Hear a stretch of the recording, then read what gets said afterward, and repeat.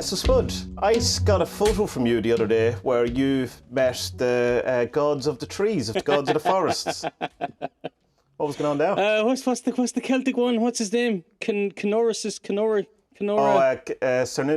Cernunnos. What a fucking legend he is, huh? He's like the god of the wild thing. So it's the animal, flora and the fauna, not just That's it, yeah. the The horn god, yeah. Hearn is the kind of, I suppose, British equivalent. That was the guy who was in Robin of Sherwood.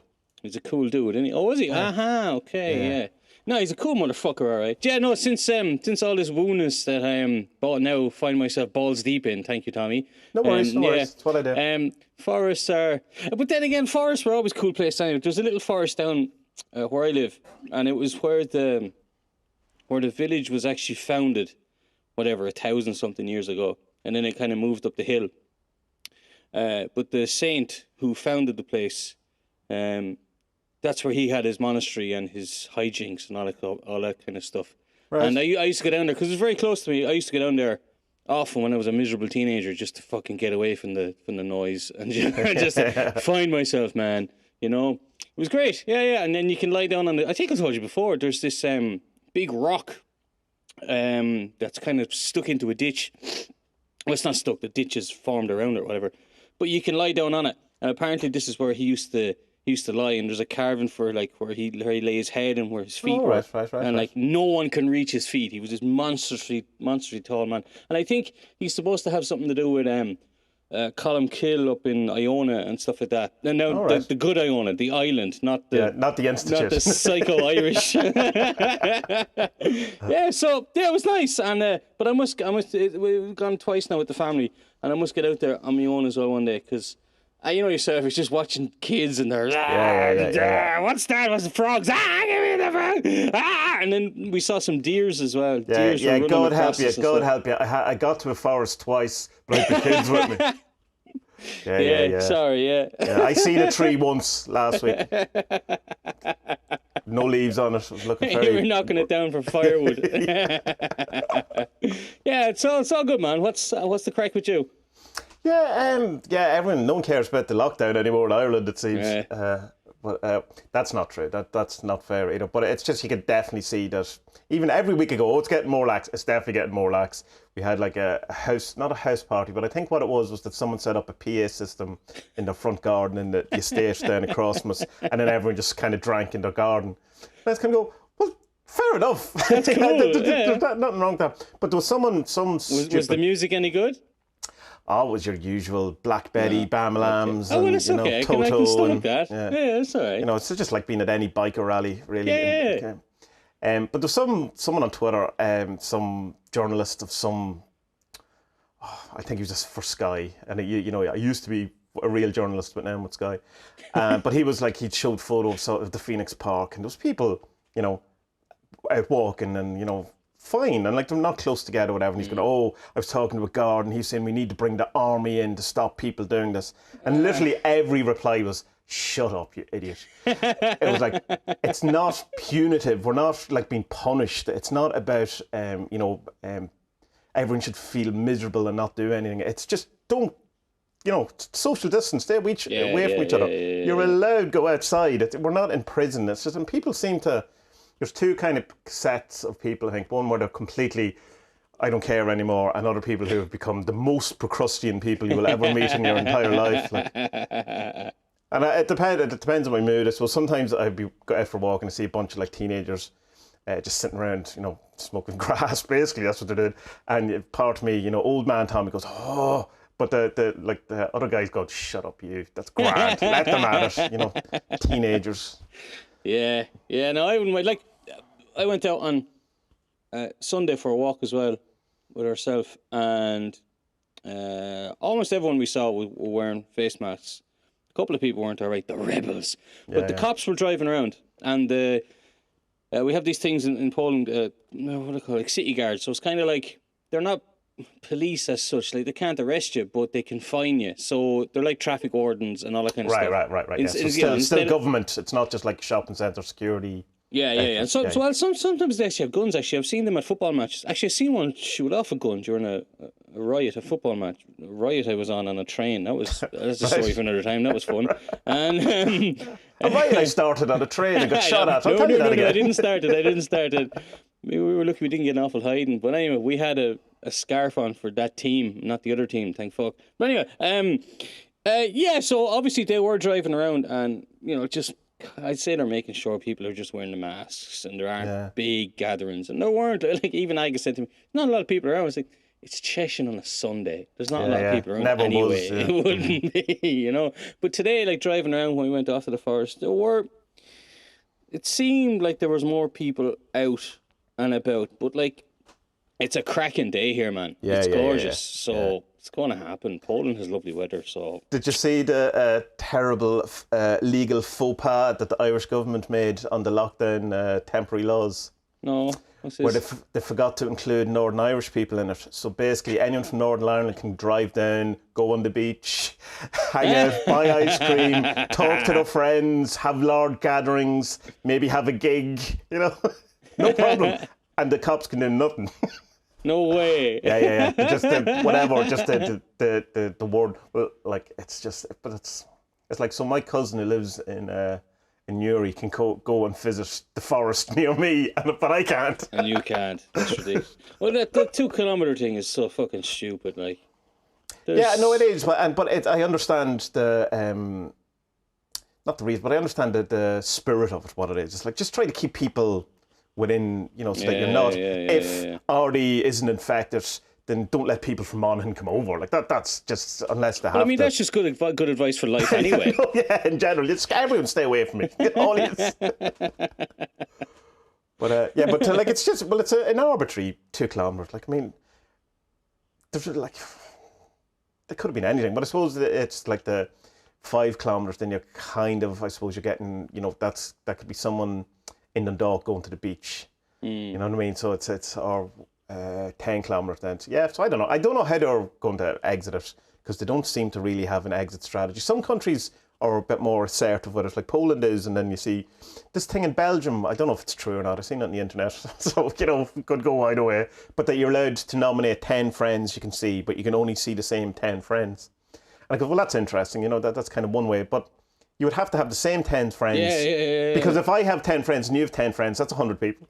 You know exactly. what I mean? Yeah. So why bother at that point then? But I tell you, it's obviously contact tracing, that at least to know if you get it, then there's 10 people and they can look for the next 10 people. But I don't know.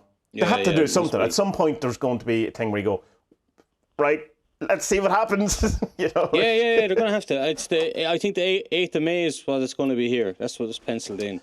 Yeah, it's definitely not happening here because the shopping centres are going to reopen, and then it'll be a couple of weeks after that then for the pubs and the restaurants open. But like, well, yeah, it's like you say. Like, I mean, there is going to be a point when people are just going to say enough, or else they're just going to have to bring in martial law, and it's just like, right, you have to stay at home until December, and that's it.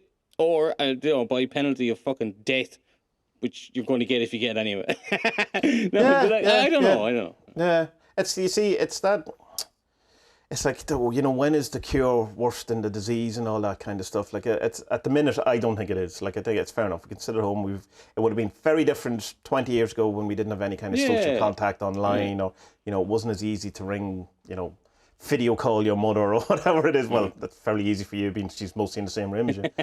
But I don't know. I don't know how I feel on it. I definitely have, as I've said loads of times, the whole conspiracy thing. It's just, I've lost any credence or interest in that kind of thing. But that doesn't mean I just believe everything I hear from the government either. Like, it's not like oh yes sir, yeah, I agree with all the things you say, and but I just think it's just kind of that more aligning myself with the Alamo rudderless shape of the world, like general, or like a lesser. People are, probably not good at their jobs more than there's an evil intent behind it. Like, people are going to fuck up because, like, we've never done this before. We don't know how to do this. You know what I mean? Like, I'm waiting for the Boris Johnson is dead conspiracy, though. Like, I mean, maybe I should just start it. I mean, have you seen him? He definitely looks dead. Not an awful lot of life in there. Yeah, but that'll definitely... What did I say to you? He's going to be dead Paul McCartney, because Paul McCartney isn't the real Paul McCartney. No. The Paul McCartney we have now isn't the real Paul McCartney. He was a replacement. I think his name is Bill. Frank, William, whatever. I don't remember, something like that. And this is Boris Johnson's replacement is Paul McCartney's brother, Dead Paul. Dead Paul's brother is Boris Johnson now. I remember our conspiracy on Reddit going insane over. Remember, Hillary Clinton had her little, whatever it was, her little She kind of fainted. episode, whatever it was, that exhaustion thing probably. But she was replaced immediately by this clone. It's funny. They're really obsessed with ears, these people as well. If you notice that Jeffrey, well, see, this is a bad one because he's probably not dead. But there was Tom Hanks, another one came out where they were saying he's dead and he's been replaced. But it's because his ears are different. And you know what? His ears are different though. Are they? Yeah, maybe he got an operation. Maybe he didn't like him. I have one of my best mates got his ears pinned back.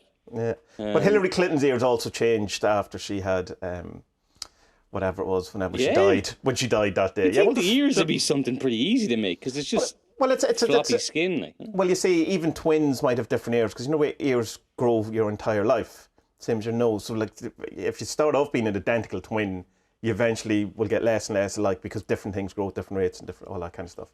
Really? In theory. Well, so. Oh yeah, so it makes sense. Does that mean my nose is going to keep getting bigger? Yeah, and your ears. Yeah. I don't mind the ears. That's not too bad. My nose is already big. Fuck. Oh well. That's it. But they did it with Jeffrey Epstein as well. His ears were completely different after. But he's definitely not dead. Like, I mean, that's one conspiracy I totally buy in because it's so true. Like, I mean, that's just so weird. He's shacked up with fucking Prince Andrew. Like, that's what's going on there. They're fucking living together and doing bad things to poor people. Oh, no, it's awful even to think about. You know.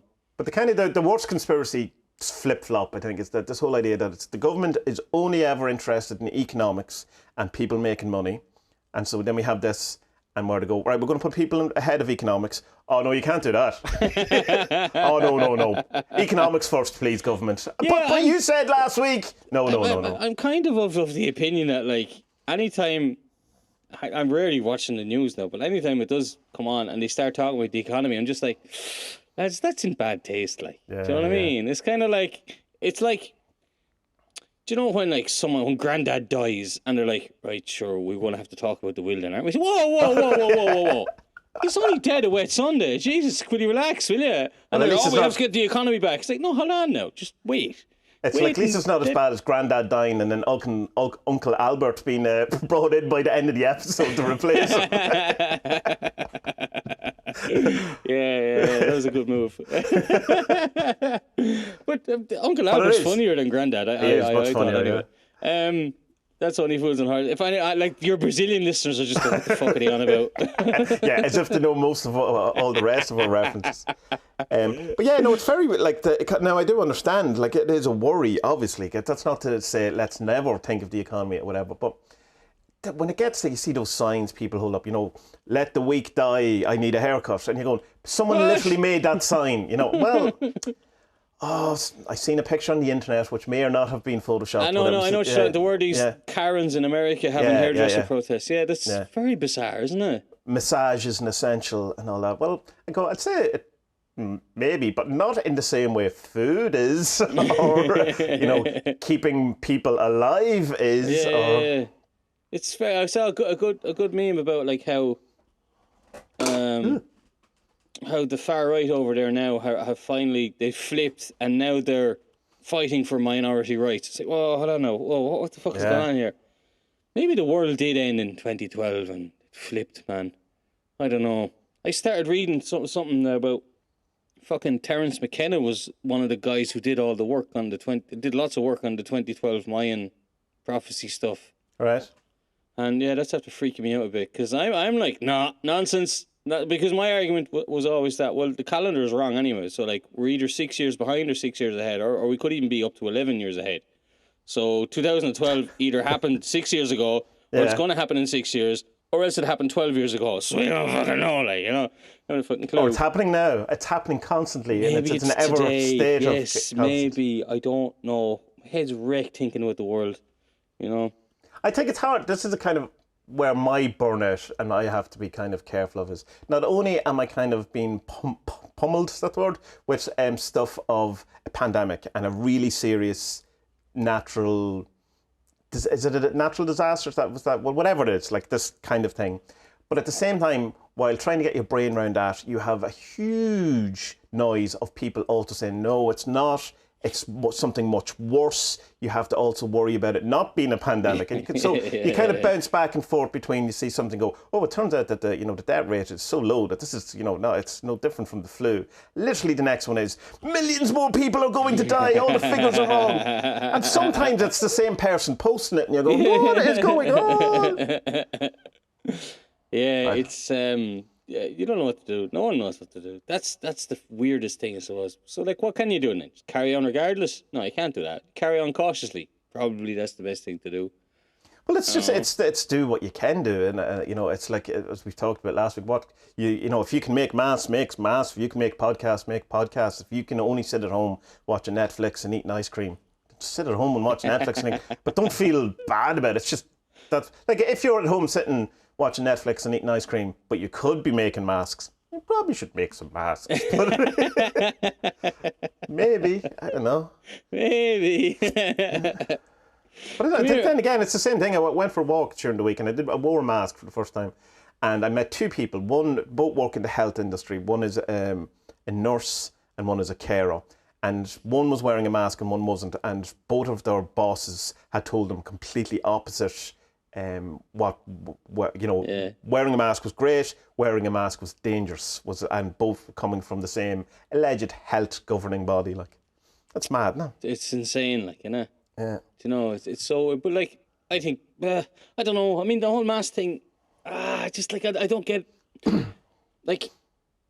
Like okay, in my garden I don't have to wear it, but once I step over the threshold, I have to wear it, even though my street is normally deserted anyway, and even more so during this kerfuffle. But then in the car, I see people driving, because we're supposed to wear them in the car. Actually, if there's more than 2 people or 3 people or something, you're supposed to wear them in the car. No, I don't. Even if it's the same, well, it has to be the same. Yeah, even if it is the same, it's very strange. Now, if I get pulled over, of course I'll put it on or whatever, and I'll fucking tell the policeman to put his on as well.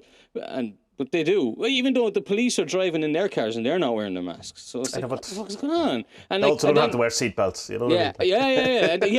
I was in a car with a cop here one time. He was giving me a lift, and I went to put on the belt. And he's like, no, you don't have to. And I was like, I want to. Yeah, but I want to. What if there's an accident? He's like, yeah, okay. And but then, like, once you get to the forest, then no one has to wear anything in the forest. Actually, it's compulsory to be naked. No, but like, you can't. You don't have to wear the mask at all, because there's plenty of room to just stand out of the way or whatever, you know. Yeah.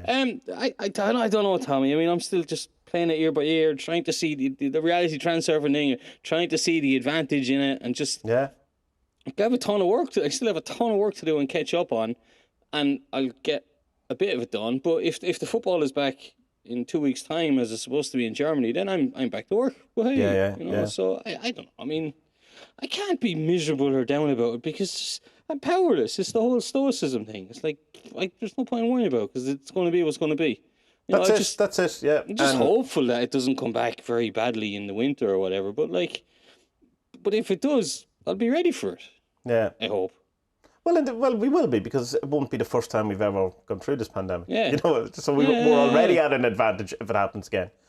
So we just elect better officials, possibly, to the key countries in the world. Maybe. I just hope that, like, we aren't kind of running out of time, because, like, there's just like I've so many books to read because of you and learn, and it's like, fucking hell. Like, my fucking, what they call it, my book depository wish list is fucking 6 pages long. Like, nice. I'm never going to buy all those books. No, you will. Like, come on. Like, I gotta learn all this stuff. And then the PDF. So what's the new one that was on? The Kabbalion? Oh, my God, it's fucking mind-blowing. Yeah, holy shit. Stuff. That's like where every religion has taken everything from, like, basically. Well, it depends on you. There's a lot of controversy around that book, but I'll allow you to enjoy it first. That book, yeah, no, but I started on, Jesus, what's his name? It's like the latest modern translation of Hermes' writings or whatever. I don't know who you're on about, to be honest. Something I give you. No, but if you look up any of the Hermes books or Hermeticism books, it's always there because it's like an introductory one. But it's a translation. Franz Baron, that guy. Is it Introduction to her or into Hermetics? That one. No, I don't think so. Do you want me to look here? Yeah. Yes. Be on the wish list. The Way of Hermes by Clement Salomon. All right, I don't know what at all. So this is supposed to be a translation of the texts and documents and all that were found, done into kind of more modern English that can be understood. But Right. is it? no, it can be understood, but it's one of those things that, like, if you can find, if you can get your hands on something like that's a companion that puts it into like proper modern English, like it's kind of like,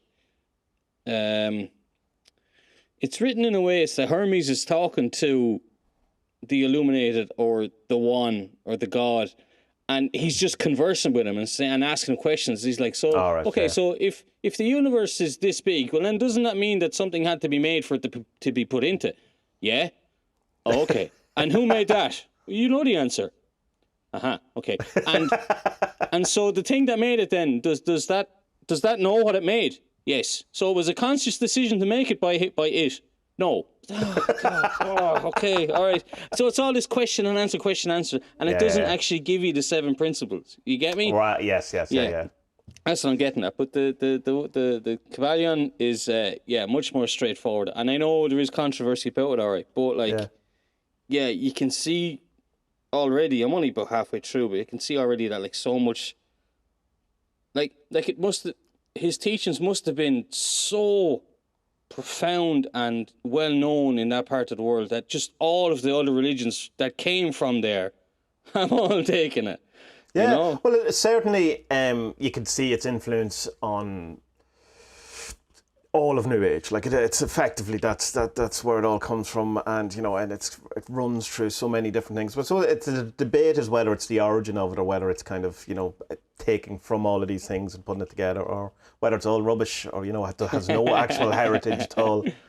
But I like it. I like it as a the book I have, the one I sent you, the anniversary or bicentenary or whatever that anniversary thing is. It's hardback with gold inlay, fake cool. Leather. It's lovely. Yeah, it's really working. It's only tenner, I think, as well. You were saying. Yeah. I think it's great, man. I can't. I'm really looking forward to reading the rest of it because it's kind of a. But like I see as well, like the parallels between it and say reality transurfing, and then obviously the law of attraction kind of stuff will come from it as well, And there's the thing, what was the thing we spoke about before? The belief that we are all one.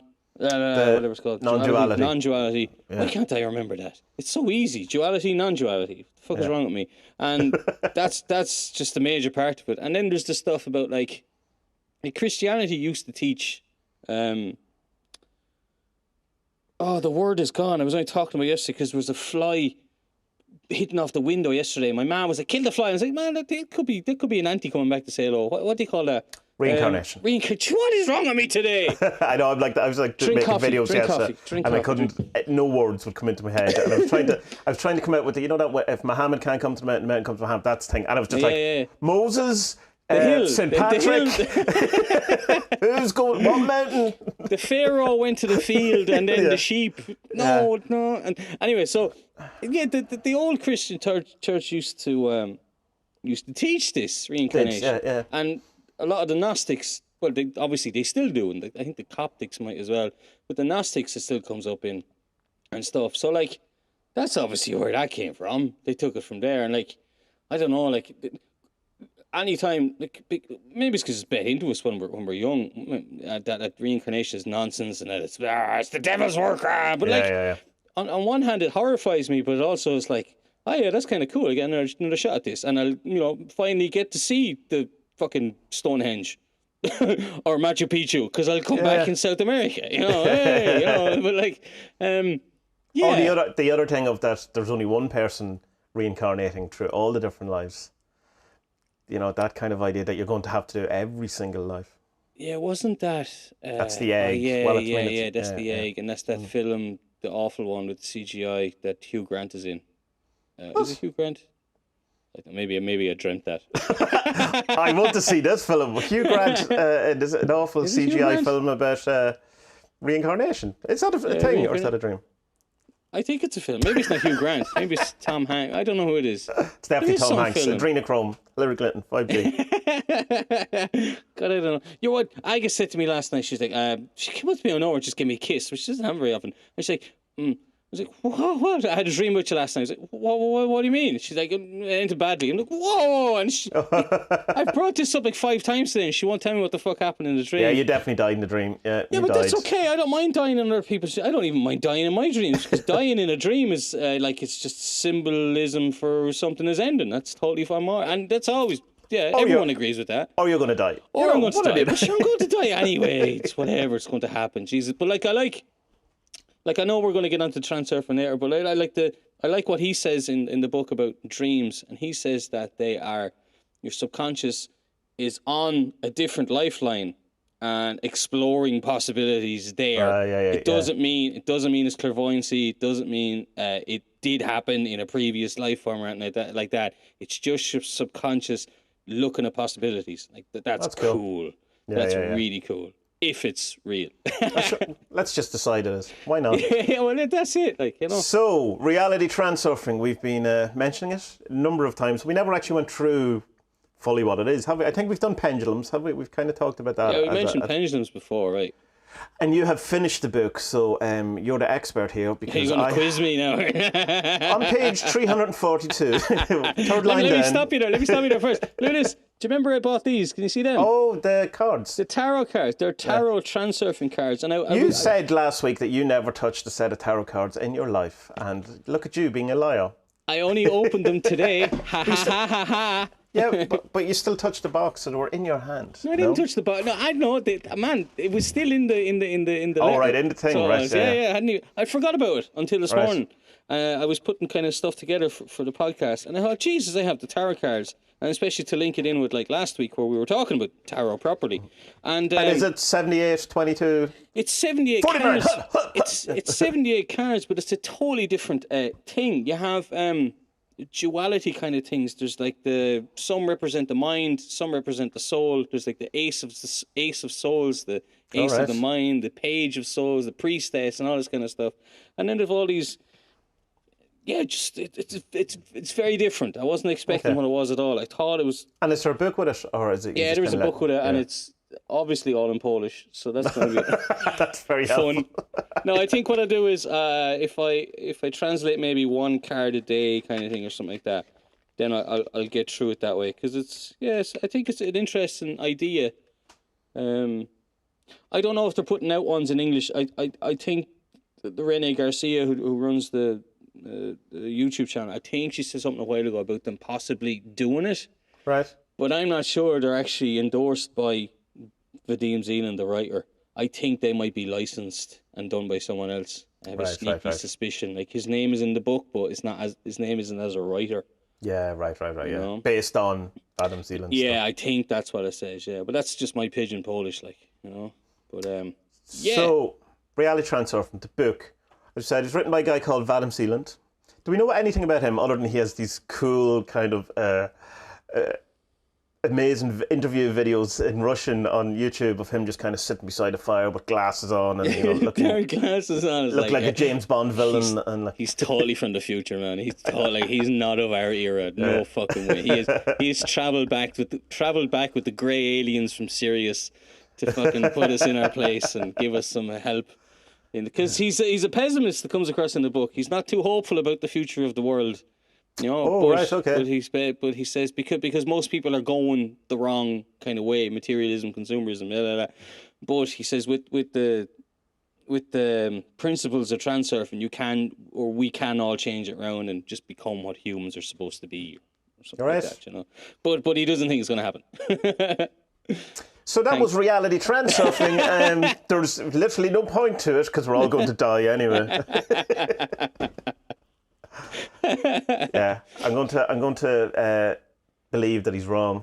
I choose to believe that he's wrong. And this is the very first book. There's 5 books, right? Am I right? And they come together in that big orange book or that big red book that you can get. It's about $30 or so. But originally it was 5 separate books. And we're going to attempt to go through the first book, which is The Rustle of the Morning Stars. and the different things in it. So the very first chapter of the first book is The Rustle of the Morning Stars. And so this is kind of where you're introduced to reality transurfing proper, where it starts off with a kind of a dream he has where he's going around being miserable and life reflects being miserable, and then he has the same dream where he feels good and life reflects kind of good. It's not kind of the general. Yeah. So the Rustle of the Morning Stars is this kind of idea of that there's a knowing within you that knows what you should be doing. And by listening to this rustle of the morning stars, is listening to this kind of voice. There is a kind of thing of, I don't know how well any of these things are translated, but I like that kind of the rustle of the morning stars. There's a kind of a nice kind of, well, more than just poetry, but there's a nice kind of sentiment to it or something as well. You know, listen to the small voice of God, as it would be said in different kind of places, or the voice of your soul.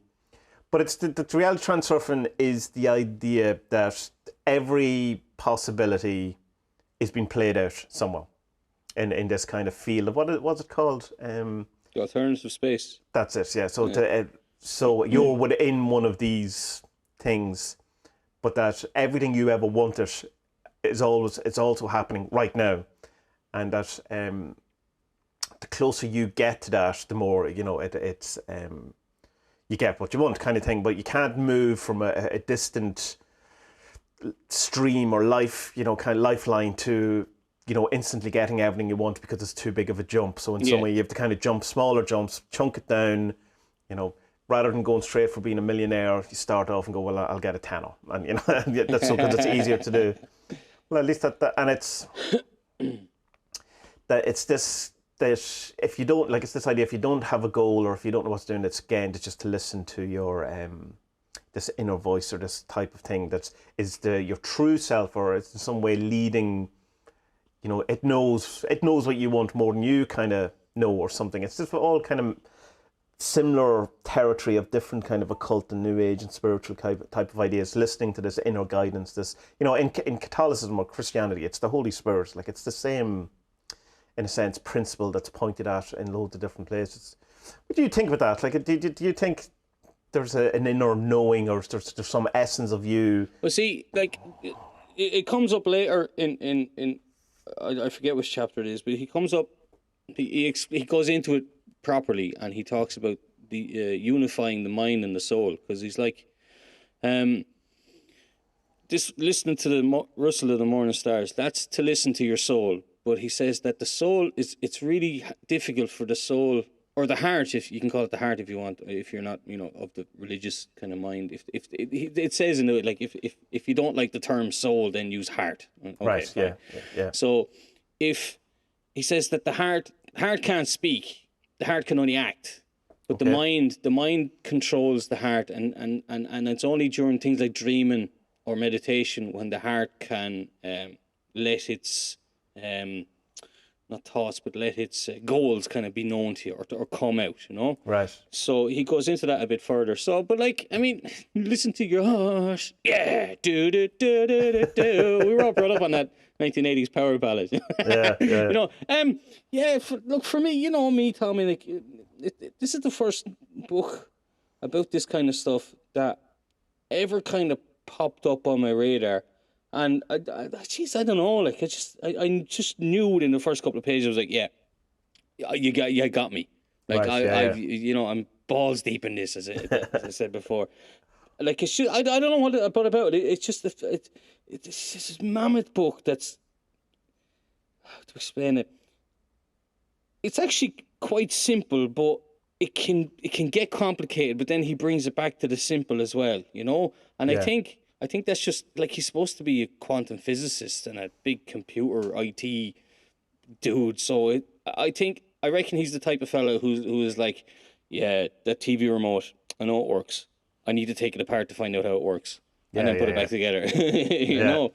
But this thing about listening, I suppose what they're saying is that, like, everyone deep down knows what they want. And, people, I want to be rich, I want to be doing it. Yeah, but do you really want to be rich? And, like, that comes up in it as well. It's like, you really have to ask yourself serious questions, like, what do you really want out of life? And once you know, then you can start taking the steps towards getting that, because once you do actually know what you want, that's your heart telling your mind what you want, rather than your mind telling you, oh, I want a new iPhone, I want a new car, I want a new house, I want that, because it's, consumerism is just the road to ruin, and it's, I mean, for me, coming from the whole hating the Catholic Church because of the way we were raised, it is hard for me to identify with a guidance spirit or a guardian angel, because I know that's come up in the Advanced Magic for Beginners book. It's in other books that I've read around magic as well, and that kind of stuff is hard for me to get my head around. But that's because I'm coming from this biased position of you end up just hating the church if you're Irish of our generation, But like, the book just fucking spoke loads to me, and you're just going through it and you're like, yeah, okay, I should be doing that. I should be doing that. I should be doing that. And it's really helpful, I found. Yeah. Particularly the idea, which is the next chapter, which is pendulums. Pendulum of all of the kind of concepts I've come across in any of my reading has had the biggest impact on how I view the world than anything. And it's like, it's not as if it's that huge of an idea, or like as if but it just kind of explains it in a good way that you go, yeah, no, I totally see that now. Like, I mean, it's so do you want to explain what pendulums are to people who are uninitiated? It's this idea that every influence in your life or on your life is a pendulum. So it can be, money is a pendulum, your wife is a pendulum, or your marriage, or your family, your relationships are pendulums. But even like your favorite band is a pendulum, your favorite authors are a pendulum, and stuff like that. Now, when I first came across this in the book, I think I sent to you the Toy Story meme, pendulums, pendulums everywhere. Yeah. And I put it up on the Transurfing group as well, and I think it's the most fucking liked thing I ever had on Facebook in my Facebook life. It's pathetic, isn't it? But it's pathetic that I know that. But you just start seeing like the influences and the kind of let's put it in an energy thing, the energy fucking vampires that are in your life, that are just, because when you're we're all energy, okay, we know that, it's very simple from a physics thing. But once you give a pendulum some notice, then you're given energy. Now, it can be positive or negative, right? So it can be like, oh, I fucking love Liverpool. That's a positive energy. Oh, I fucking hate Liverpool. You're still given the Liverpool pendulum energy. Thing. Yeah. So you're supposed to try and ignore them, or you can defeat them as well, which is kind of mad.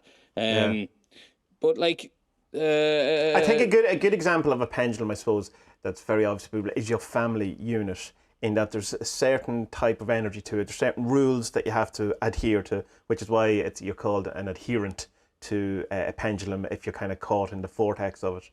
And, there's kind of certain things you're allowed to talk about, not allowed to talk about. There's certain outlooks you're meant to have. There's a whole set of club rules that goes with being part of this idea. So pendulum is like an idea, but it's like a membership of an idea. So like when you think of, like, it's how you would be, the person you are when you're around, say, your family, and how you behave and how you interact with that is definitely different from how you interact and behave with the pendulum of the lads or the guys down the pub or whatever, because they have a different energy, a different set of rules, different set of beliefs, and you have to conform to that pendulum to interact with it, or else you can be antagonistic to the pendulum, but it's still a reaction to it, and it's still part of that kind of pendulum.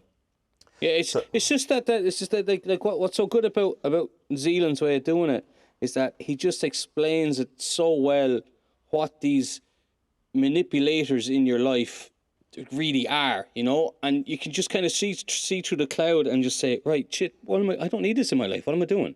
Yeah.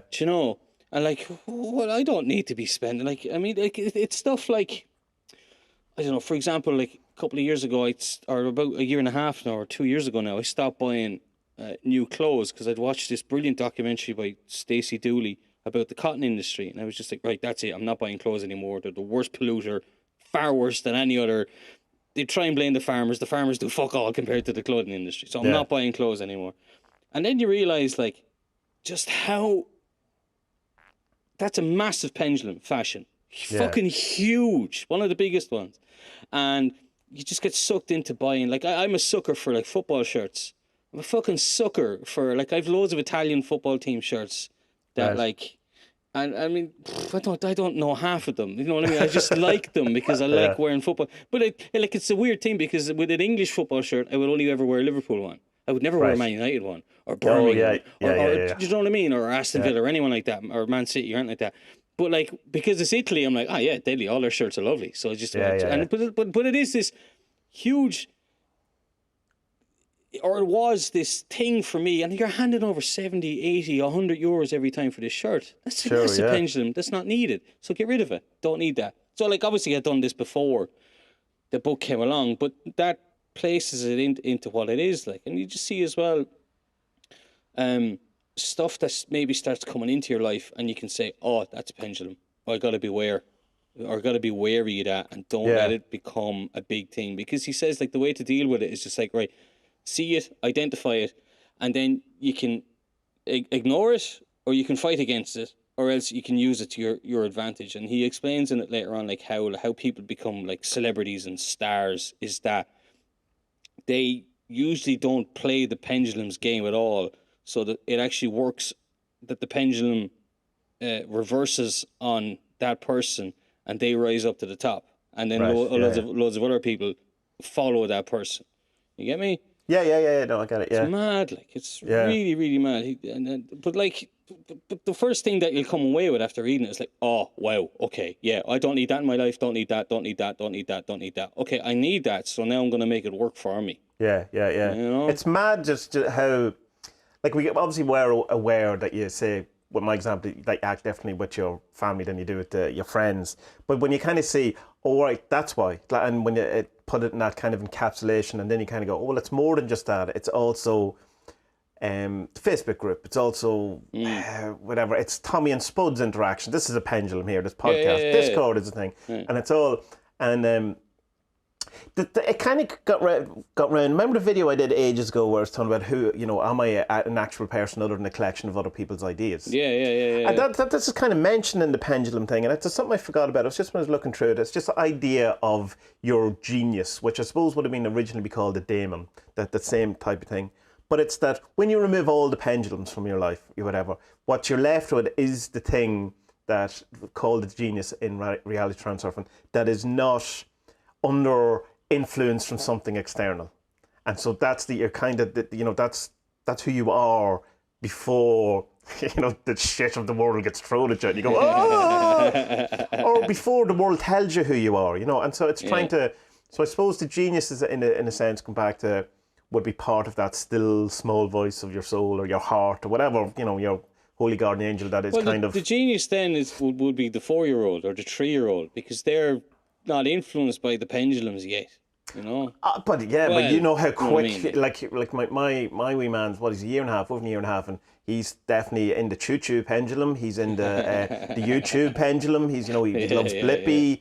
He's in the family unit pendulum. It's hard to know. Like, of course you try your best to, not make the mistakes family made on you or whatever. But like, I'm sure there's an influence, and even down to things that I'm not really, that I don't even know is an influence on me yet, that I'm just taking for granted, that I'm already putting on him. So I mean, I think it's kind of immediately happens that you get initiated into this world, and then come out of the womb and you go, here's your pendulum, born with a silver pendulum in your mouth.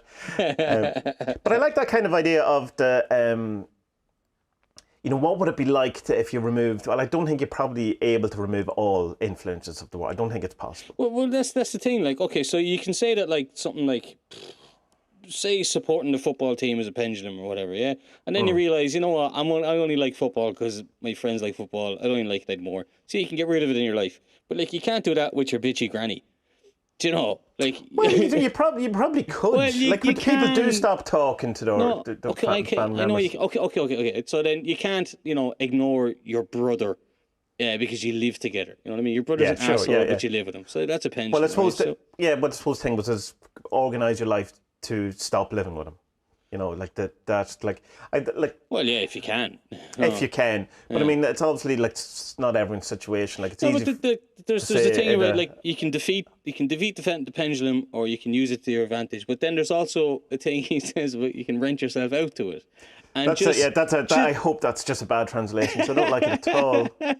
Which is but you can basically playing the game of the pendulum, but just knowing let you're the doing it. pendulum let the pendulum win. Yeah. Just let that want, because like we all have uncles or cousins or whatever who like to get on the phone and just fucking moan about 5G and whatever. Yeah. Just moan about their life because they need an ear to listen. Like just let it in BDAO. and just Yeah. let it flow over you, and don't get annoyed about it. Just be the person for half an hour and then just be done with it then after. Well, that's because he says one of the things to how to approach pendulum is how to not be an adherent to it is to not, don't reject it. Don't be it. You can be aware of it. It's not ignoring it in the sense of don't look at it. Don't look. You can look at it, but just go. I'm not interacting with it. I'm not engaging with it. It's exactly like being on Facebook and someone puts up something going. Oh, Boris is dead. This is all a conspiracy, whatever it is. And you start to type, oh, come on now, 5G, Hillary Clinton, adrenochrome. And you go, no, just don't engage with it. And what you find is, when you don't engage with it, or you don't reply, and you don't like it, or you don't whatever, it doesn't come up in your timeline again. And that's kind of, I think, a good... But you know what? I have to give a little criticism of it here, and it's that. Now, I don't know, because like, I've watched a lot of the... reality transurfing videos from international reality or whatever they're called. Yeah. Rene Garcia is the American woman who runs that channel anyway. And when all this pandemic stuff started off, they kind of lost me a bit on that, because her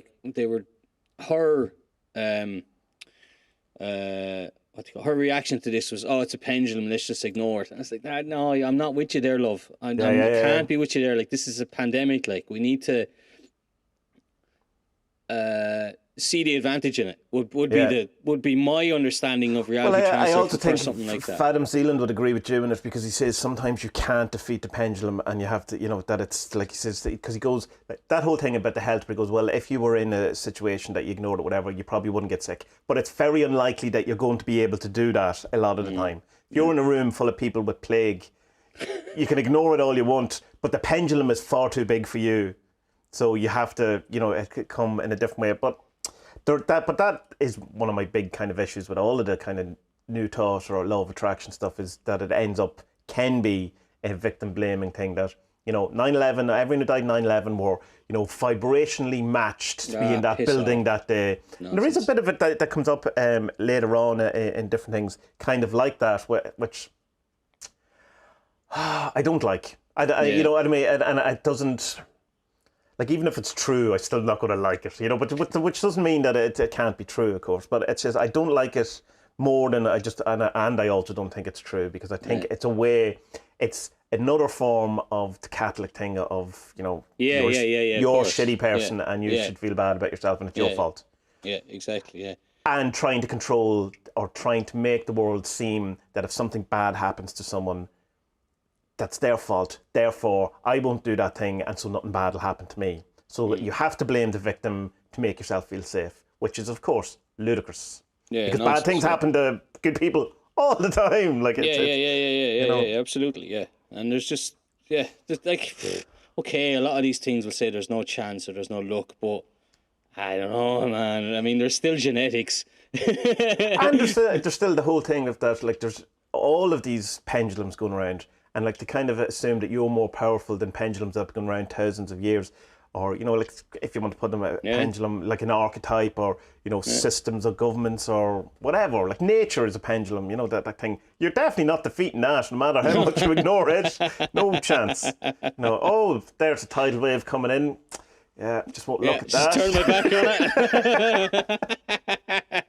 it. I've been doing my banishing ritual and put a force field around me. Sure, buddy. Oh, look, I'm a baby again, coming out of a womb, starting all over again.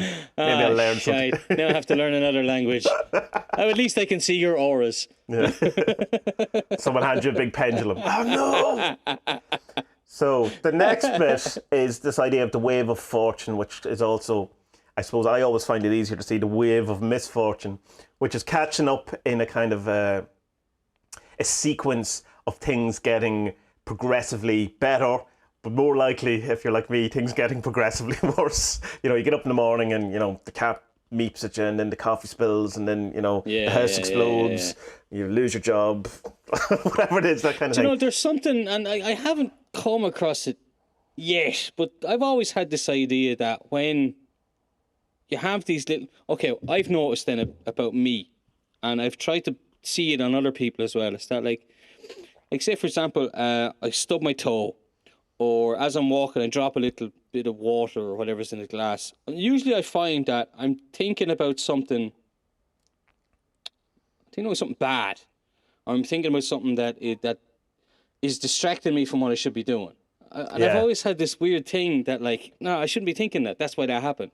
Right. And I can see it as well, like with Agate. I'm just so fucking clumsy that, like, it's like, okay, like, she definitely wasn't thinking about what she should have been doing. Like, that's the way I'm doing it in my head.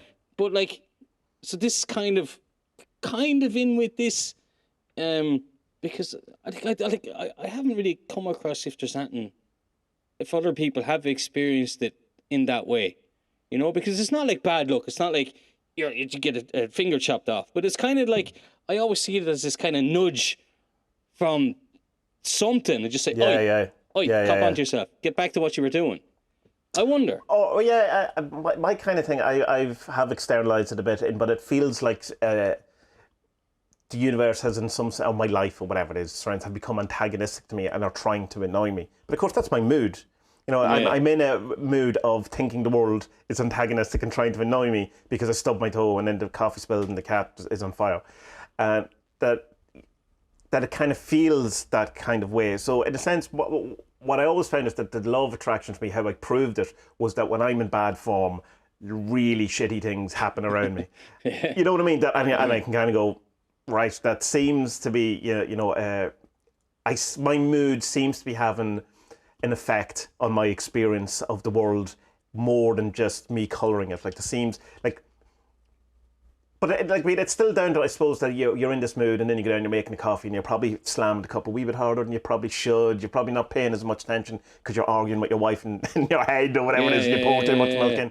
So there's all of these things. But it does seem to be something like then, things will start breaking, like the TV will break or something. And there's a little added kind of, I don't know, woo to it that always kind of convinced me of that my moods... like in sci-fi stuff where, the psychic child or the ESP child gets angry and then, and then windows break. It's kind of like a shitty version of that where, where instead of having this massive kind of psionic energy, I spill milk. Or the clock will break. Yeah. Not doing that I anymore. get you, yeah. It's a strange one, like, because I haven't, it's just, I'm still all very new to this stuff. I haven't come across anything that does, talk about it in that way at all. But I don't know, maybe. Well, I think it's a cool idea though to be like, hey, Spud, hey, cop on. Yeah, and it's like, that's a much healthier kind of look at what that kind of scenario than mine, which is, I think, the universe is trying to, is pointing out that it hates me. But that sounded a wee bit Catholic guilty to you. That the universe that does sound very Catholic-y guilty. Yeah. But of course, the opposite side of that is the wave of fortune, which is this whole idea of that you can exponentially accumulate goodness by, gratitude and appreciation, and it kind of points to that kind of thing that rich get richer, successful people seem to get more successful. That once you're on this ladder, it's like that thing. If the first 1,000 subscriptions or subs on YouTube are a lot harder to get than the next 1,000. Yeah. You know, it's like once you're on the ladder, bum, bum, bum, it's kind of, there's like a spiral of success or whatever. In the same way that when you stub your toe, you're likely that you'll spill the milk, you'll kill the cat, or whatever it is. I don't know, the cat's not doing well in these scenarios at all. So I like that, because that kind of is another one of those things where I go, well, I can understand that. I can understand the kind of spiralness of, because you know yourself that you can easily spiral negatively. So there has to be the opposing thing.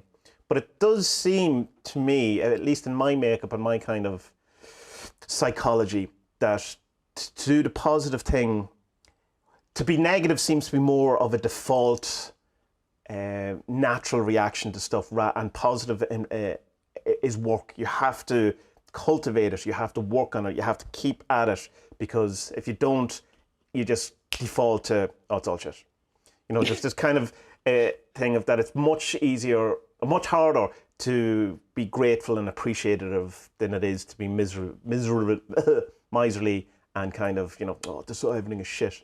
Do you find that, or like, would your natural inclination be towards the negative in that kind of way?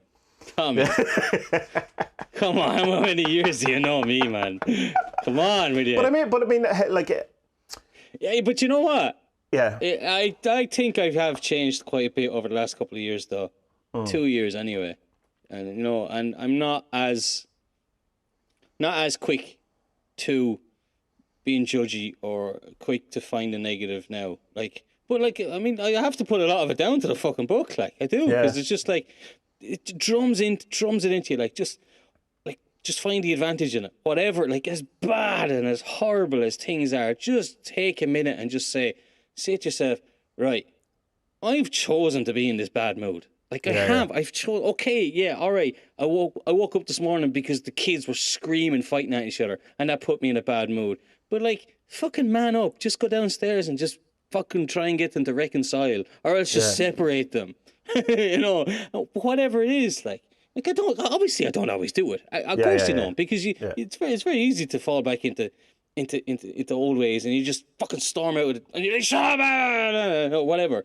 And shouldn't do that. They're kids, you know. So like, but yeah, I think maybe that's my main thing coming away with this. Maybe it's not pendulums, but maybe it's this seeing the advantage, or to try to be positive about stuff.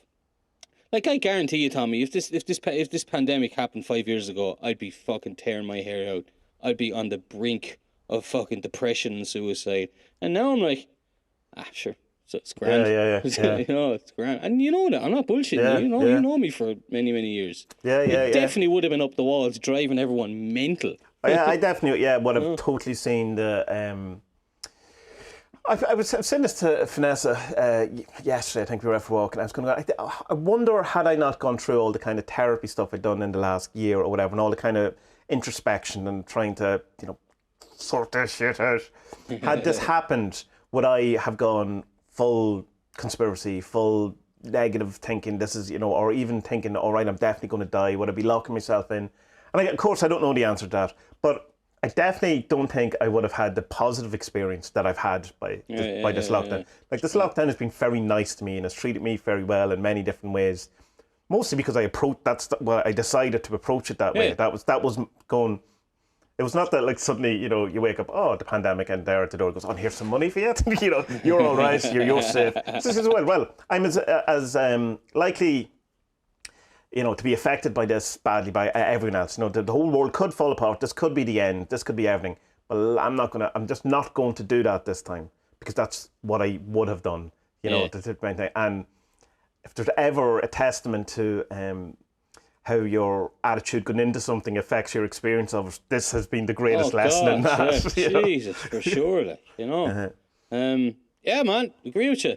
You know, everything you said there, and but identifying, like, it's just that the book gives you these kind of tools, you know, and like, throughout the book he says you can use parts of this book as you want. You don't have to believe in everything. You don't have to be. You just try it and see how it goes. It's like what you say to people when they're emailing you about, should I do this and should I do that for magic, and you always say to them, yeah, you should try it. Like, try and it, he says that in the book.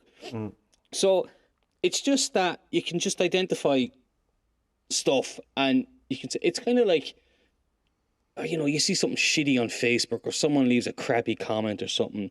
Like, for example, someone put up a post last week about a thing, and his family were commenting in it, and then I left a funny, risque comment, and he deleted it. And he never said that to me, right? Right. And old me would have been like, "Hey man, what the fuck?" Like, And now I'm just like, what a loser, like, well, like, you're that petty that you're deleting whatever. Like, but the old me, that would have been a big annoyance. And now I'm just like, it's grand. Yeah, it's that thing of in those situations, like, it's kind of like you kind of look at it and go, I can be annoyed all day about this, or I don't have to be. You know what I mean? And like, it's like realizing that I had some say, and not every time, because sometimes it's just, it boils you, and you go off on a, you're just, I also think as well man-possessed. I also think as well, though, that once you flip it like that, I think you're immediately given like a plus 5% bonus on the other side. Right? Like a computer game. I do honestly. I believe that when you identify the moment that you're going to the bad side, and you realize, nah, not doing it. Ding, you're given an extra coin on Mario or something. Because it's funny. It's a thing I've started doing with Vanessa, which is that if I can feel my mood, something has affected me or something, I'll say, I'm acknowledging that I can feel my mood dropping. And in the acknowledgement of it, 9 out of 10 times it doesn't then, because you went, there it is. There's the moment. There's the decision-making moment where I can go one or the other, and acknowledging it rather than it just being there. And something about saying it out loud, I suppose it's just, if it makes it real when you say it to someone else, then they're aware of it, so you have to be extra careful on yourself, because they'll go, look, you're still moping, or whatever it is. But it is that kind of, I know what you mean, that at that moment, you have a much better chance of pulling yourself out of it than you have if you're slightly on the other side. Yeah. You know what I mean? You get a minus 10 if you flip to the other side. Yeah, but like, it just leads, like arguing with people on Facebook, or just do you know what? Just arguing in general just doesn't lead you anywhere. You're better off just saying, yeah, look, we'll talk about this later, or else just say, yeah, I'm wrong, even if you're right. Yeah, just let them win. Stop talking. It doesn't matter, like, because it can be sorted out another time. There's no point. That old expression of, in a week's time, will this matter to me at all? In a year, if it does go, in a year's time, will this matter to me at all? That works great for embarrassing situations as well, like that you've said something like that. You just go, I won't care about this in a week, and of course. Yeah, and that is, keeping things in perspective. Just within this one, I just want to talk as well about the whole idea of the wave of fortune thing, is this idea of staying on your path and finding, you always, within the situation, it's kind of like, what's to my advantage if it's negative, but also trying to steer yourself constantly towards where you actually want to be, So not having, like, going, I want to be a productive day today and I want to get this done, which means not having that argument at 9 o'clock with someone on Facebook, because then that's what you're doing for the day. And it's that speech that Neil Gaiman gave, for one of the, when people get their hats, what's that called? When they've graduated, the graduation speech, when people get their hats. Brilliant. But he's talking about the mountain, and and go, each decision, you look at the decision, is this getting me closer to my mountain or further away from the mountain being your goal? And I can see in your situation where you were saying that I wanted to do the journalist thing because I really wanted to be a writer. And you kind of go, you have to look at that and go, did that get me closer to my mountain or further away from my mountain? And sometimes it will, you take a side step off and you learn something. You could become it. It's like Noel Gallagher became a roadie for a couple of years, and then he made his, did it, and it worked out well for him, and learned a lot on the way. So it was getting him closer to his mountain. But say someone like Sylvester Stallone, who was told that when he had sold the Rocky movie, that they said that we will give you $1 million, but you can't be in it. And he went, well, no, that's not my goal. So I'm going to take 60 grand. That's not the point. And be in it, because that was getting him closer to his mountain. Rather, the £1 million is fine, but it wasn't what his mountain was. Yeah. So it's keeping that kind of thing in aware of it. But do you know what really? Well, there isn't really anything in the book. The book says that you should know what you want, but I kind of found in the book that the book doesn't give you any tools to get to know what you want. Well, it does, get me? because it does does. it? Yeah, Where was it that? says it's in the previous section of the Rustle of the Morning Stars. Oh, where it sorry, says, of course it would be. Yeah, if you don't know what your plan is, or you don't know what you want to do, again, just just keep listening, looking for signs, looking for pointers, looking for that person to give you that book. Looking for the synchronicities. There's not. Yeah, but just an allowance of, Yeah. Of course, like in what a am I sense, on about? become a receiver or whatever. Yeah, rather than it's the thing. and as well, there's kind of embracing the alternative flow as well would be a big element of that. If you don't know what you want, then just kind of look out, keep your eyes open, keep your ears open. The world will tell you eventually. Yeah. And then when you do get it, then just grasp it and go with it, and don't force it. Or the other thing, make a decision, and go, did I enjoy that or not? Go and, I don't know, become a milkman and go, well, this is making me happy. Then it was a good decision. Or it's making me terribly unhappy. Then stop being a milkman. Try something else. Whatever. I don't know why milkman came out. So we'll go on to the next chapter. We have time. Yeah, let's go. I have loads of time. Yeah. Whatever. So balanced forces or balancing forces.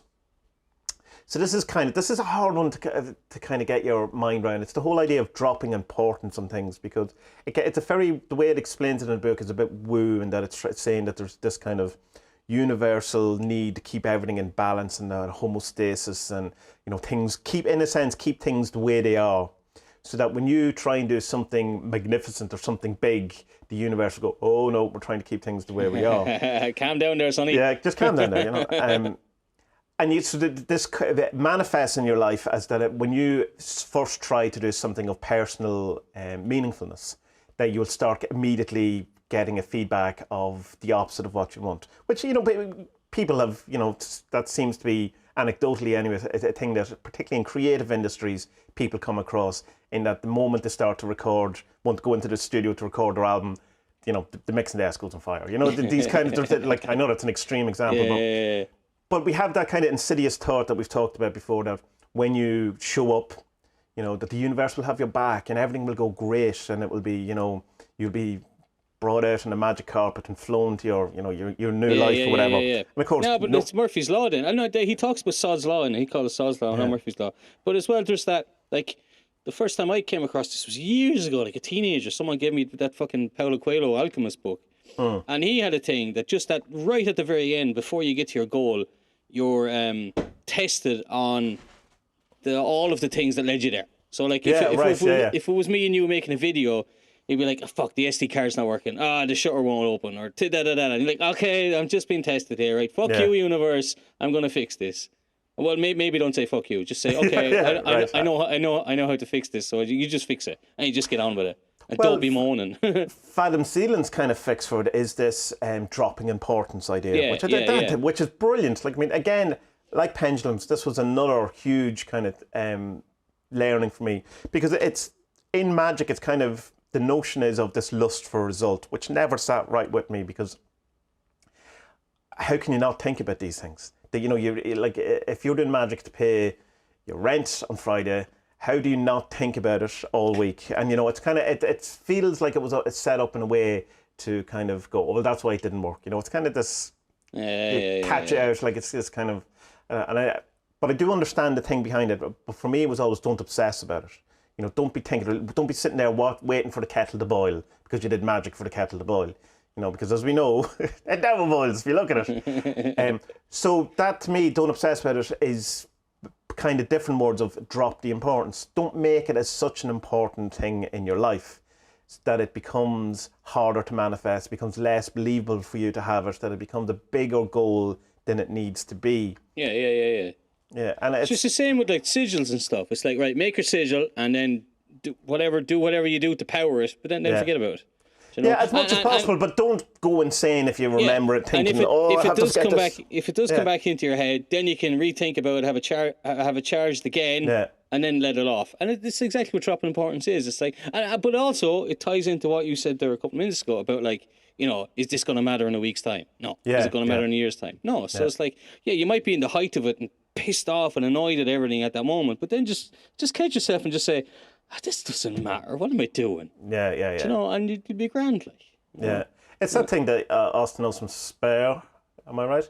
His of when his thing of need not matter, need not be. It doesn't matter if it happens or not. This here I'm sending out my desire into the world. If it happens, it happens. But and I think the kind of element of it is to then when you do the magic or you make your desire or whatever it is, you set your goal, whatever words you want to use for it, to then allow yourself to be happy either way. If you get it or you don't get it, and kind of that I've done my bit, and so be it. Let's I'm in charge of this bit. I've no say in after that, and so I'm just going to accept whatever it is. And it seems when you do that, it works out in your favour more times than it doesn't. But I suppose there is a catch-22 of going, I'm going to allow this to happen, but you're not really. So it has to be a kind of a genuine dropping of importance. Yeah. But I find the dropping of importance is a great thing for in a banishment sense as well of that. That whole old saying of if you ignore it, it goes away. Like there is that kind of a if you care less about things, they're obviously going to have less impact in your life, and they do become smaller and and eventually just go away. But if you're constantly worrying about something, it becomes the biggest thing in your life, whether it is or not. It's like like if you're, I don't know what would be good. So say you're constantly thinking about tax returns, and you spend your entire year worrying about tax, but it's literally you could probably only worry about it the week before you have to, give it back to. Once everything, your system's in place and you're doing all that type of thing. It's not a great example, but what I'm pointing at, that you can make the mountains out of the, the proverbial molehills. Look, I'll give you an example. It's just like when I was ruining my mental health, thinking about how to get the old comedy podcast bigger on social media. Just trying my best to work out hacks to get more people onto it, so that then it looked bigger, so I could get bigger comedians, yada yada yada yada, and just spending far too much time on that instead of actually going after the better and the bigger comedians. You know what I mean? It became this huge, and then finally, just like after going to the ends of the earth, we're trying to figure this out. I just went, it doesn't matter. What am I doing? Like, it doesn't matter. Like, Jesus, what the fuck is wrong with me? It doesn't matter. Just make decent podcasts with funny people and you'll be fine. It's grand. It's fuck trying to get famous from doing a podcast, you idiot. Yeah. It's, I suppose and you can recognise that kind of desperation in other people. And it's very off-putting, and it's very repulsive in the sense of opposite of attracting, not in the kind of ugliness sense. And that when someone's coming up, you get a message from someone, and they've just started doing their podcast, YouTube, comic, banana farm, whatever it is, and they've this real kind of intensity to sell you, and get you, and and you're just going, that it's a surefire way to kind of turn people off from the idea. This kind of forced, love me. Like it's a desperation. It's like once you switch that off, and it's way more, as we know from growing up, that the cool kids who didn't care about anything are way more attractive than the love me, please tell me I'm cool. There's something way more kind of cool than that. Like, but this is at this point where the whole what's the advantage, where he talks about that for the first time. Which is, that's so good, and it's literally no matter what happens, the first question you ask yourself is, what's the advantage here? There was a really good video that she put out, where she was talking about this, and that what's interesting for me is that the people the practitioners of reality transurfing and the people who teach it, they never claim that they're perfect. It's not like they're priests in a church, or that it's a cult, even though the Facebook page is kind of culty. It is a bit culty. I don't like it. But anyway, she was talking about how her sister had just gotten cancer, and she had to drive over and see her. She got in an accident, and she was just in the height of it, and fighting with people, and she just caught herself and say, you know what, it's all right. There's an advantage in this because the car is ruined. I'll get a new car. The advantage is, okay, it's terrible for my sister, but I'm here for her and I'll help her. And it's like, okay, like that's, I thought that was quite Jesus, it's a terrible thing that happened to her, of course. Yeah. But that she's saying, look, I'm far from perfect, and even I drop the ball on the reality transurfing here and fall back into the human ways or whatever. Yeah. But but still, she stopped herself and says, nah, here, like, there is advantage in this. As bad and as terrible as it seems now, there is some advantage in this, and even if it outweighs it 80 to 20%, and it's 80 bad and 20% good, just there's still 20 good there. Yeah. So just sure. go that way, And of course, it's not saying how do I take advantage of the situation. No, that's no. not which you could probably, with the wordage you could do. It's not like going, oh, how can I make a profit out of my sister dying of cancer? It's not that. Jesus. It's what I mean. There's certainly people, to take. But it's the going within this bubble of, or within this pendulum, or whatever, in this scenario.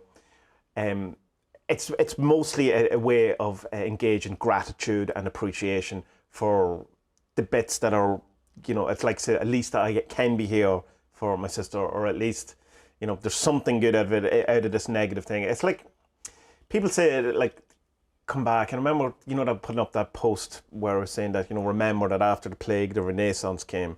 And it was kind of this backlash, which I thought was very odd, where people going, yeah, so like, fuck everything in the plague, it was worth it for the Renaissance. And I'm going, that's not remotely what I'm saying at all.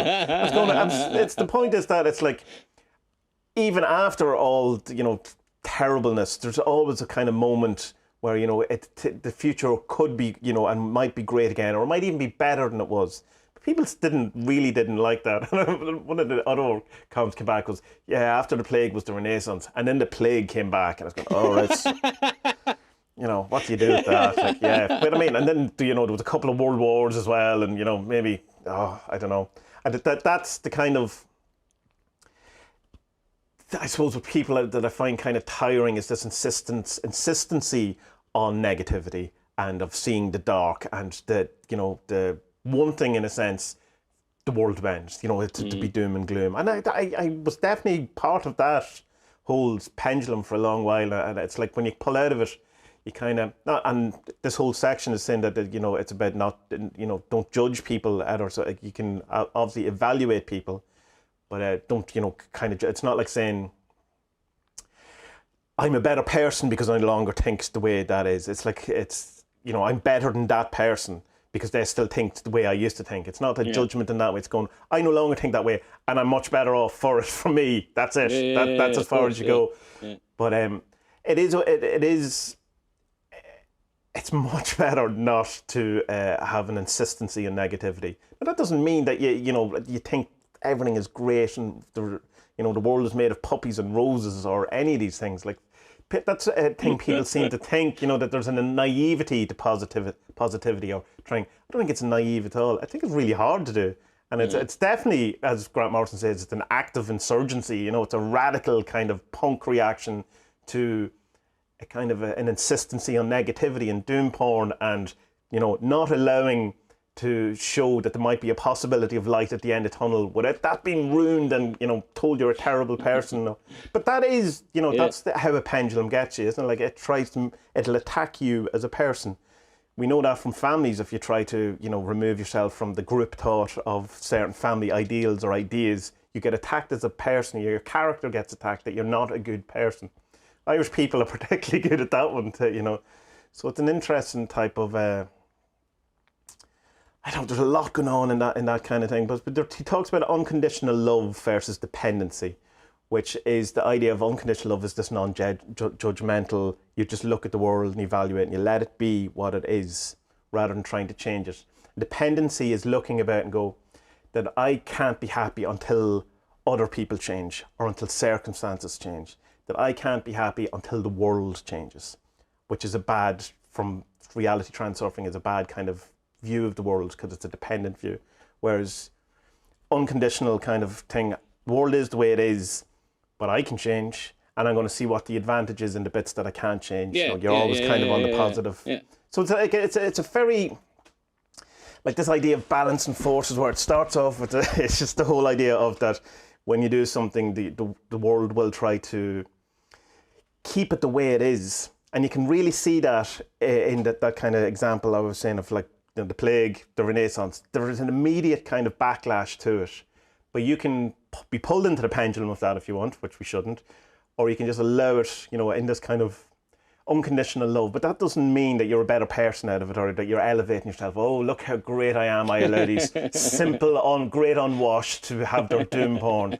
It's literally, don't engage with it, that whole thing as well. And that's super hard, because how do you not judge people who annoy the fuck out of you?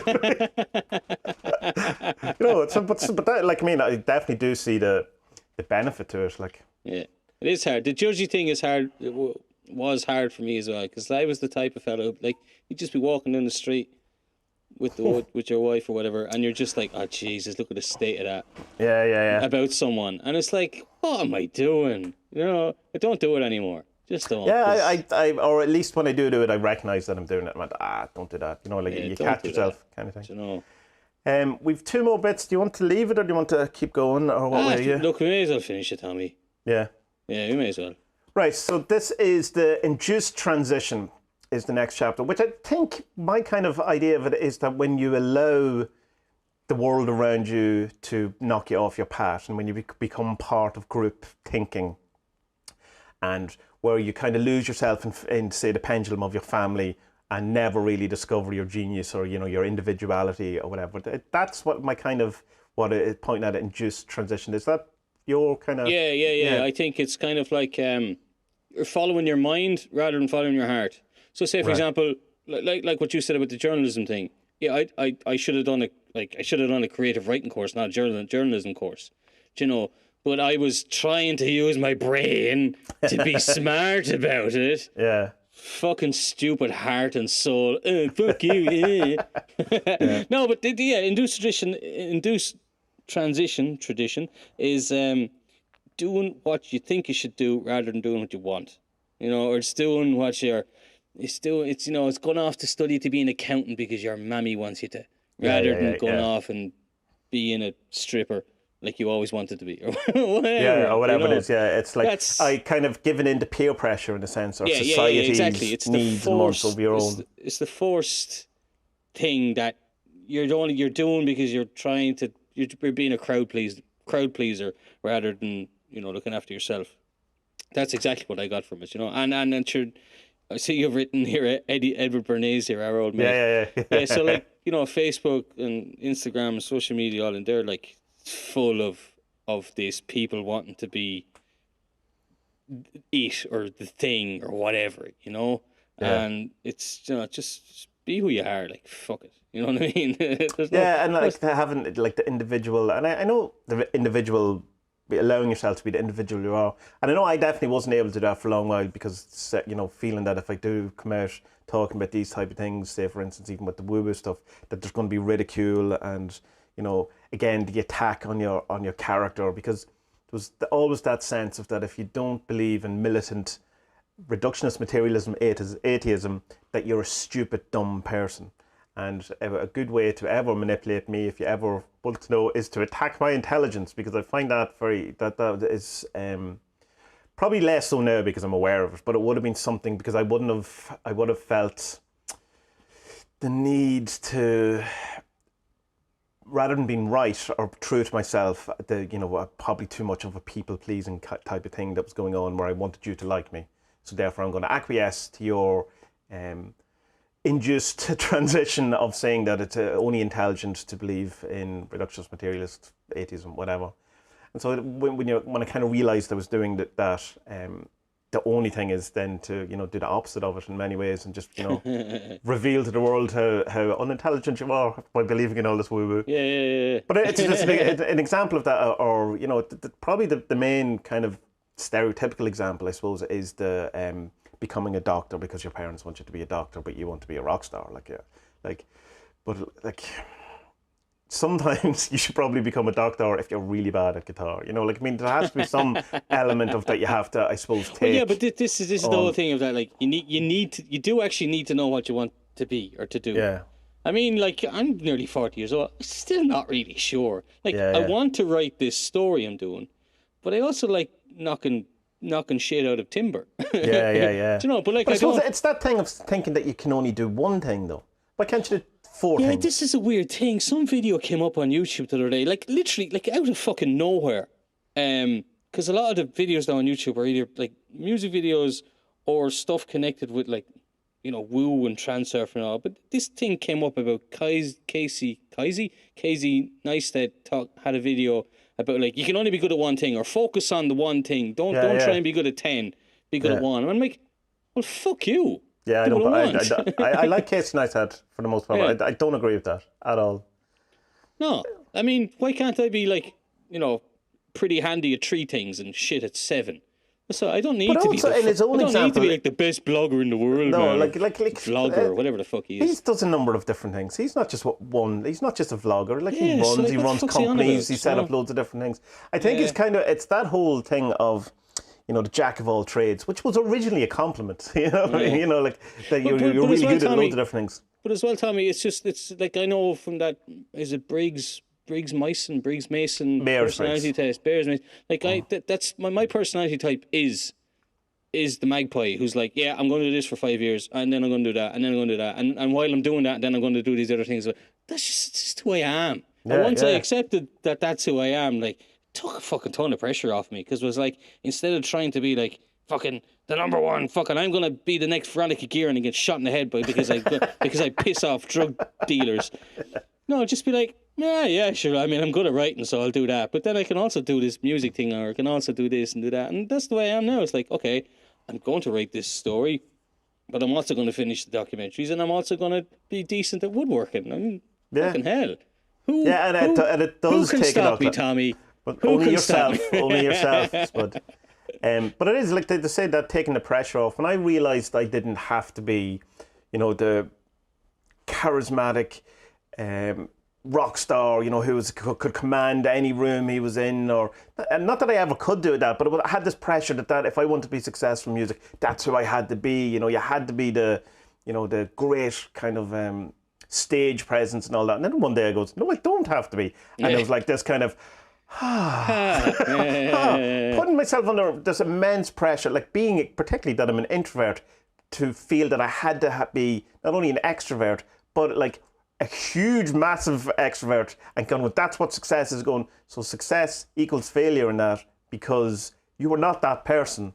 You know, exactly. And you're putting yourself under transition. Yeah, you're putting yourself under this massive pressure to conform to an idea that you have about a goal that you would. That is like, when you stop, you know, there is this breath. Right. So the final bit of this book is the alternatives flow. And this is it's just kind of going back to, it's more of a kind of a recap, really, isn't it, of what he starts at the beginning, that, you know, every single thing exists. It's just more of a longer extrapolation of these type of ideas. Well, do you know how Renee Garcia always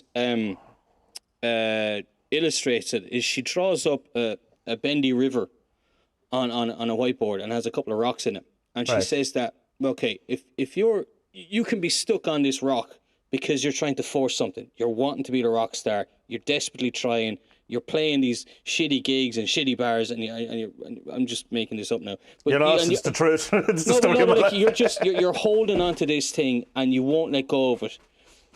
But if you let go and just let the kind of world look after you, let the universe look after you, then you might be playing Wembley Stadium down the river if you just let it go. Stop working so hard at something, and enjoy it. Rather than be trying to looking at, oh, what's happening next week? Next month I have to do this. Next week I have to do that. Oh, I have to have a fucking Ibanez 7-string. Oh, I have to have a Laney fucking tube amp.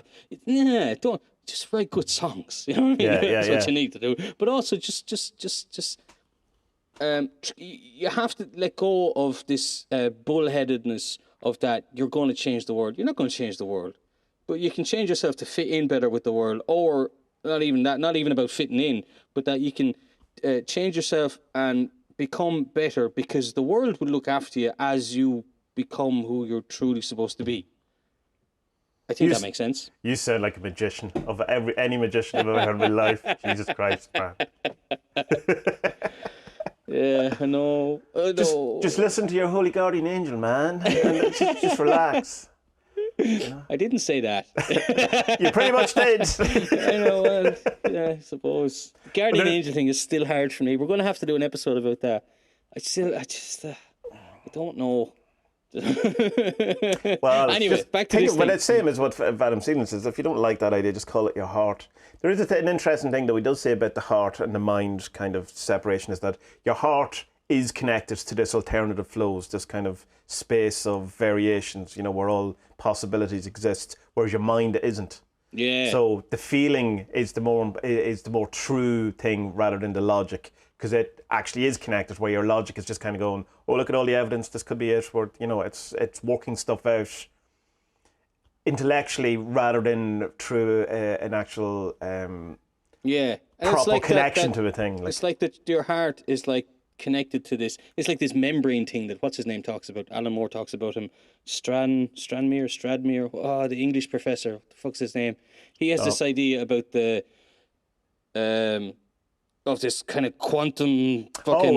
Rupert Sheldrake, the morphic resonance thing. Is Yes. it? Yeah. And so there's this membrane between us and what's possible, which is what fucking transurfing is. But that, yeah, like you said at the start, like you can't just go from point A to point Z like that. It's not like a fucking worm tunnel in space time or whatever. Like you can't just jump from there to there. You gotta connect the dots first and travel along that way, which is what this alternative flow is. Is that like just let go and just try and just become who you are along the way, and you'll just be helped. You'll see the signs and just follow them, and because your heart is connected to this kind of matrix or whatever, rather than your mind, because the mind sees the world and sees the influences and is influenced by all these pendulums, and it's just saying, no, you can't do this, no, you can't do that, or you have to do this, you have to do that. Whereas that your heart is that, I want to play songs. What I kind of picked up on it is that your heart's kind of stupid. It's not as smart as your brain, because your heart just follows its feelings or your soul. Whereas the brain is logic. No, 1 and 1 must equal 2 all the time. Whereas your heart's like la la la la la la la la.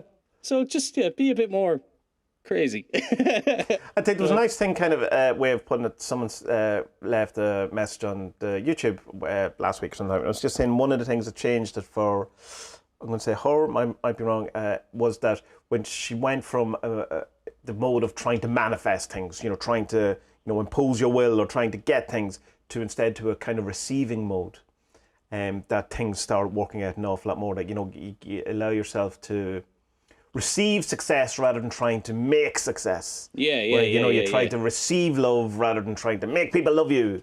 Where you try to open yourself out to the possibility of your book being written rather than trying to, I have to get this book written. That seems to, and I think that's kind of the thing that's pointed out when people go, stop trying to struggle with the flow of the river and just go with the flow. All these million cliches that we have that point at the same thing, But it doesn't have to be like this big goal thing around. It's like it's even that, like, I find myself trying to do this more and more. Is that sometimes I'm sitting in the living room and I'm just scrolling on whatever fucking website I'm on, reading about what other hermetism type books I need to be reading to learn as much, and then fucking I'll be into Kabbalah or whatever. But then I'm just scrolling away, and then the kid will come up to me and say, "Ta ta ta ta ta, will you do this?" And just put down the phone. Put down the phone and go with the flow instead of forcing. Keep needing to learn something. Instead, don't force that. Just play with the kids, because the universe. The way I see it is that, okay, the universe is telling you something. Play with him. Go have fun, and like you go off and spend half an hour or an hour with him and have the best time, and then the website's still going to be there. Do you know what I mean? But I like that thing that is in that chapter as well about seeing signs and stuff. I think it was that chapter, isn't it? Or was it an earlier one? They talk about just kind of looking out for signs, and I think synchronicity is mentioned in it as well. But I think his thing about it is that, like, if something seems synchronistic to you, then it is. It might mean nothing to anybody else at all in the room or the person beside you. But if you think that's something, that little thing that happened, if you think that has a meaning or that's a sign, then you fucking take it as a sign and you go with it. I like that. Yeah, that would be my kind of, like, synchronicity being rather more than a coincidence. It's a personally meaningful coincidence. So you can have any amount of coincidence all you want, but the feel of a synchronicity is completely different.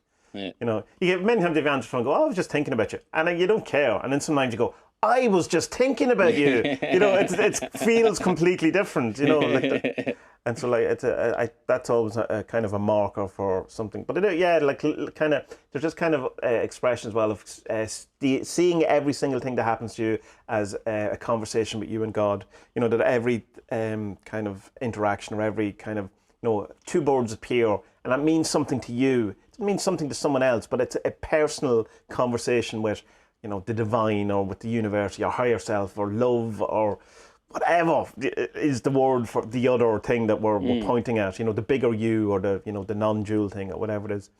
And you can drive yourself mad with it, certainly, and you can start seeing everything as signs and portents, and, you know, you eventually will, you know, start colouring the world with your inner shit again.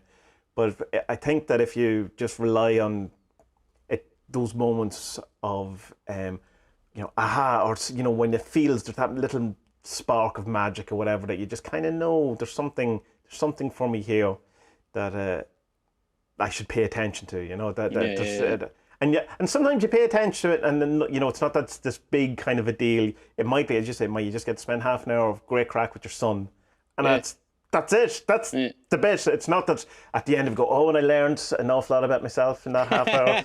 You know, no, you just had a great time for half an hour. Just kick the football around the backyard. Like, that was it. Like, you know, it's grand. It's great. You know, yeah, but as well, like, it can be stuff that, like, it can just trigger something that, like, I don't know, maybe something will pop up on a website and you'll see it and say, oh yeah, okay, that's a funny coincidence. And then it might lead on to something else in a couple of days' time, which leads to a big breakthrough in some problem you've been working on, or some character, or whatever, you know? Yeah. I think it's really interesting. Yeah. But sometimes it doesn't, and that I think that's okay. And something I always used to go, well, what was that about? And now I just kind of go, that's just about remembering that there's magic about it. It's not necessarily that there's a big learning experience. It's just a kind of a reminder every now and again to go, oh, look, remember, there's stuff going on that you don't know about. Just remember that and be aware of it, rather than trying to think everything is some grand revelation, or, you know, this deep need to, you know, find the capital T truth. You know, just experience it. Just, you know, go with it. It's not always going to be the big magic. Is it a synchronicity that I keep seeing synchronicities being synchronicized more synchronistically? Do you think it is? Bye-bye!